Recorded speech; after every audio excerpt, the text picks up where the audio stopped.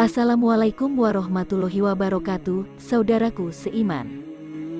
Anak-anak kecil memang memiliki tingkah yang lucu dan menggemaskan, bahkan sebagian besar anak-anak kecil memiliki tingkah laku yang begitu aktif dan sulit untuk diam. Perilaku mereka yang juga gemar bermain-main di dalam masjid pun terkadang membuat para pengurus masjid dan orang dewasa lainnya menjadi tidak sabar. Keributan yang mereka lakukan biasanya dikhawatirkan mengganggu kehusukan orang yang sedang beribadah, sehingga tak jarang anak-anak kecil itu pun ditegur, dimarahi, ataupun bahkan disuruh untuk keluar dari masjid. Padahal anak-anak kecil bagaikan benih yang hendaknya dipupuk dengan baik, agar dapat tumbuh dan berkembang menjadi pribadi yang baik. Salah satu caranya yaitu dengan membiasakan mereka datang ke masjid agar rajin melaksanakan sholat berjamaah dan terbiasa dengan bacaan-bacaan Al-Quran. Sesungguhnya, Islam sendiri melarang orang-orang dewasa memarahi anak-anak kecil di masjid, sebab hal tersebut akan berdampak pada aspek psikologis sang anak. Rasulullah sendiri justru gemar berinteraksi dengan anak-anak kecil saat berada di masjid. Beliau bahkan telah memberikan teladan yang baik terkait bagaimana sikap untuk menghadapi anak-anak kecil saat di masjid. Sementara dalam hadis disebutkan, kalau Rasulullah sholat dan apabila beliau sujud, Hasan serta Husain bermain menaiki belakang Rasulullah. Lantas, jika ada beberapa teman dekat Rasulullah yang hendak melarang Hasan dan Husain, Rasulullah memberikan isyarat untuk membiarkannya. Jika sesudah selesai sholat, Rasulullah kemudian memangku kedua cucunya tersebut. Hadis riwayat Ibnu Huzaimah. Suatu ketika, saat Rasulullah sedang berkhutbah di hadapan para kaum muslimin, cucu Rasulullah yang bernama Hasan dan Husain pun tiba-tiba muncul. Mereka muncul sembari bermain-main di sela-sela saf. Mereka pun asyik bercengkrama sambil berjalan-jalan, terus terjatuh, terus bangkit dan berdiri kembali. Lantas apa yang dilakukan oleh Rasulullah? Melihat hal tersebut, Rasulullah merasa iba lalu turun dari mimbar, dan segera menggendong kedua cucunya tersebut.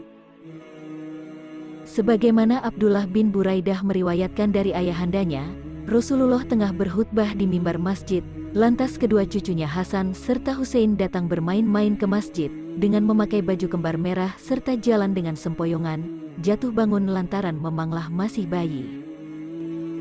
Lantas Rasulullah turun dari mimbar masjid serta mengambil kedua cucunya itu, serta membawanya naik ke mimbar kembali. Lantas Rasulullah berkata, "Maha benar Allah, kalau harta serta anak-anak itu yaitu fitnah. Bila telah lihat kedua cucuku ini saya tak dapat sabar." Lantas Rasulullah kembali meneruskan khutbahnya. Hadis riwayat Abu Daud.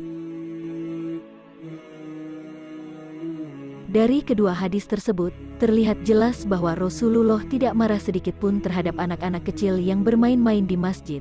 Bahkan Rasulullah juga tidak melarang dan tidak mengusir anak-anak kecil yang gemar bermain di masjid. Dalam kasus lain, Rasulullah pun mempersingkat bacaan-bacaan sholat saat mendengar tangisan bayi di dalam masjid.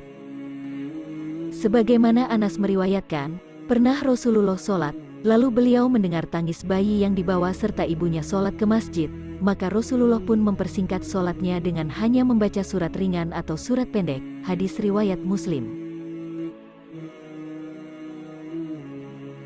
Dalam hadis yang lain, Rasulullah pernah bersabda, "Kalau sedang sholat, terkadang saya ingin sholatnya agak panjangan, tapi kalau sudah mendengarkan tangis anak kecil yang dibawa ibunya ke masjid, maka saya pun menyingkat sholat saya, karena saya tahu betapa ibunya tidak enak hati dengan tangisan anaknya itu." Hadis riwayat Bukhari dan Muslim. Kita yang sering memarahi anak-anak di masjid ketika mereka ramai, mungkin lupa dengan apa yang pernah dicontohkan oleh Rasulullah. Kemarahan kita bahkan semakin memuncak saat kita merasa paling khusyuk, lalu celoteh anak-anak dan tawa kecil mereka, seolah-olah menjadi alasan terbuyarkannya kekhusyukan yang kita upayakan dengan susah payah.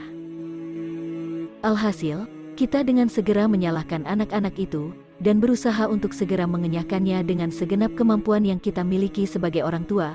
Mungkin kita lupa bahwa kemarahan yang kita tumpahkan amat besar peluangnya untuk menyingkirkan anak-anak dari masjid-masjid. Padahal ketika kita sudah meninggal dunia, siapa yang akan melanjutkan kebiasaan kita untuk sholat berjamaah di masjid jika bukan anak-anak ini? Mereka kelak akan tumbuh dewasa dan menggantikan kita. Namun apa jadinya jika kelak mereka enggan menuju masjid, karena trauma atas kemarahan yang dahulu pernah kita lontarkan tanpa sedikit pun niat untuk menyampaikan nasihat? Untuk kita orang dewasa, yang kerap melontarkan kemarahan kepada anak-anak di masjid atas nama kehusyukan, dan merasa paling layak memarahi, semoga kisah ini bisa memberikan pelajaran untuk lebih bijak bersikap terhadap segala tingkah yang dilakukan anak-anak di dalam masjid. Jika kita pernah sengaja atau tidak sengaja melakukannya, bergegaslah untuk meminta ampun kepada Allah Ta'ala, karena telah menghalangi seorang hamba dari mendekat dan beribadah kepadanya, serta mulailah untuk bersikap lemah lembut dalam menyikapi segala tingkah laku anak-anak di masjid. Demikianlah teladan sikap-sikap Rasulullah saat menghadapi anak-anak kecil di dalam masjid. Beliau sama sekali tidak pernah memarahi dan tidak pernah mengusir anak-anak kecil yang ada di dalam masjid. Dengan demikian, umat Islam hendaknya meniru perilaku Rasulullah dalam menghadapi anak kecil di masjid. Selain itu, hendaknya jangan memarahi atau mengusir anak-anak kecil dari masjid, sebab hal tersebut akan berdampak pada aspek psikologis mereka, dan menyebabkan rasa trauma dalam jiwa mereka.